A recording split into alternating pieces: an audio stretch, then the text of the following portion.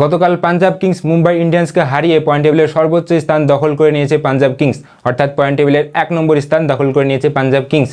এবং তারই সাথে সাথে পাঞ্জাব কিংস কোয়ালিফায়ার অন রাউন্ডে নিজেদের নাম দখল করে নিয়েছে পাঞ্জাব কিংস। তো অপরদিকে যদি আমরা কথা বলি মুম্বাই ইন্ডিয়ান্স, তো মুম্বাই ইন্ডিয়ান্স গতকালকের ম্যাচ হেরে যাওয়াতে আপনার পয়েন্ট টেবিলের 4র্থ স্থানে রয়েছে এবং যার জন্য এলিমিনেটর রাউন্ডে চলে যায় মুম্বাই ইন্ডিয়ান্স।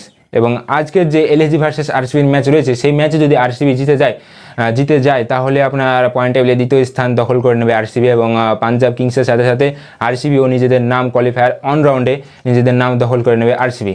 যদি আজকের ম্যাচ হেরে যায় তাহলে আপনার এলিমিনেটর রাউন্ডে মুম্বাই ইন্ডিয়ান্সের সঙ্গে চলে আসবে আরসিবি।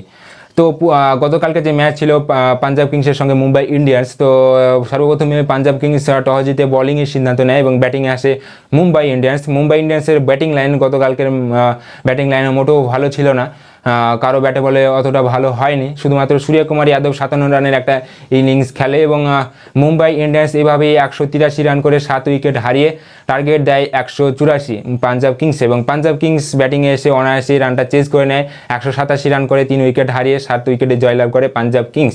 যেখানে আমরা দেখেছি প্রিয়ান্স আরিয়া আপনার 62 রান করেছে, 62 রানের একটা ইনিংস খেলেছে এবং জশ ইংলিশ কালকে 73 রানের একটা ইনিংস খেলেছে। তো যাই হোক, সুরেশ আয়ারের ক্যাপ্টেন্সিতে পাঞ্জাব কিংস অসাধারণ পারফরমেন্স দেখাচ্ছে এবং পাঞ্জাব কিংসের কাছে দুটো চান্স রয়েছে ফাইনাল খেলার জন্য। তো সুরেশ আয়ারের ক্যাপ্টেন্সির ব্যাপারে যদি আপনার কোনো মন্তব্য করা থাকে তাহলে অবশ্যই কমেন্ট করে জানান এবং ক্রিকেট রিলেটেড ভিডিও দেখার জন্য অবশ্যই আমাদের পেজটিকে ফলো করে রাখুন এবং ভিডিওটিতে একটা লাইক করে দিন।